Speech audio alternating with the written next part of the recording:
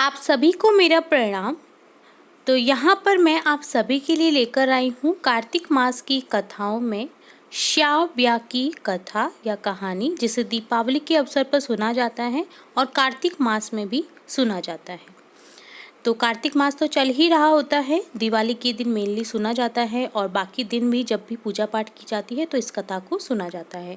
तो बहुत ही महत्वपूर्ण कथा है ये कार्तिक मास की श्याव्या की कथा। इससे पहले हमने साबा दीपावली की कथा देखी है और भी बहुत सारी कथाएं कहानियाँ देखी हैं और डेली हम कार्तिक मास से रिलेट स्वरचित गीत भी लाते हैं आप सभी के लिए। अगर आपने नहीं सुना है, नहीं देखा है, तो आप हमारे चैनल की प्लेलिस्ट से चेकआउट कर सकते हैं उन गीतों को, और या फिर आप डिस्क्रिप्शन बॉक्स की लिंक मिल जाएगी, वहाँ पर भी चेकआउट कर सकते हैं। तो हम डेली उत्सव से रिलेट कोई ना कोई गीत हमारे द्वारा स्वरचित या पारंपरिक गीत हम लाते रहते हैं, तो आप ज़रूर से देखिए हमारे चैनल की प्लेलिस्ट में। तो यहाँ पर हम स्टार्ट करेंगे कार्तिक मास की कथाओं में श्याव्या की कथा। तो स्टार्ट करेंगे इस कथा को। एक सेठ की 7 बहू और एक बेटी थी। दिवाली पर सातों बहू बेटी माटी लेने गई तो भौजाई तो सोच को चली गई। ननद से कह गई कि मोटी खोद कर ढकोली भर लीजो।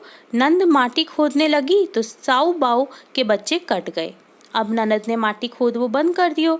सातों बहू शौच से आई तो ननद बोली, मैं तो माटी नहीं खोदूं, मुँह पे तो साऊ ब्याऊ के बच्चे कट गए। बड़ी बहू बोली, तुम तो माटी खोदो और कह दीजो यह अजार बाजार यानी दोष बड़ी भौजाई को लगे। ननद माटी खोदती गई और कहती जाए कि यह अजार बाजार बड़ी भौजाई को लगे। जो बड़ी बहू पेट से थी, अब दिवाली आई तो लड़का हुआ और गोवर्धन को मर गयो। अब तो दिवाली को जने और गोवर्धन को मर जाए, यानी हर दीपावली को उसके बच्चा होता और गोवर्धन के दिन वो मर जाता, क्योंकि उससे सावड़ का श्राप लगा था। अब कुवार के महीने में एक डोकरी आई। बड़ी बहू ने पैर लगी। डोकरी बोली, सीरी रहियो सब होती रहियो। बहू बोली, मुझे तो सावड़ का श्राप लगा है, जो मैं तो दिवाली को जनूं और गोवर्धन को वह मर जाए।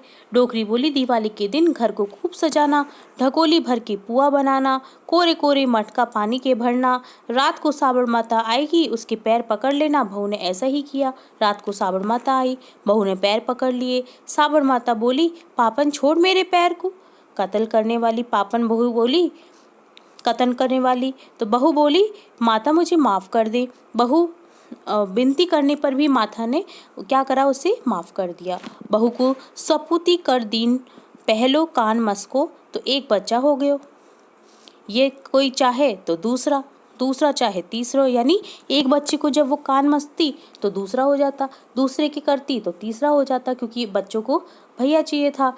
तो यहाँ पर तीसरे को चाहे तो चौथा, चौथा का ही चाहे पांचवा, पांचवा का ही चाहे छठवा, सातवां वाक्य तो हो तो गए।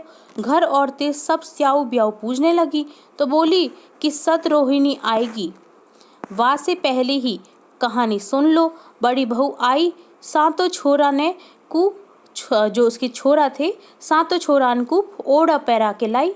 सब औरतें बोली, इतने दिन से इनको कहाँ छुपा रखा था, क्योंकि पहले तो उसके बच्चा नहीं था और किसी को पता भी नहीं था। जब वो आई कथा सुनने तो सबने बोला कि इतने दिन से इन बच्चों को कहाँ पर छुपा रखा था। सो आज लेके आई। बहू बोली, मुझे तो सब सावड़ माता ने दिए हैं। तो जैसा सावड़ माता ने बहू को सौभाग्य दिया, वैसा सभी को दें, सभी को उनकी इच्छाएं पूरी करें। तो ये थी श्याव्या की कहानी। इसी तरह हम कार्तिक मास की कथाओं में और भी इम्पोर्टेंट जो कथाएं सुनी जाती हैं कार्तिक मास में, वो भी देखेंगे। तो इसी तरह जुड़े रहे हमारे चैनल के साथ। वीडियो को पूरा देखने के लिए धन्यवाद।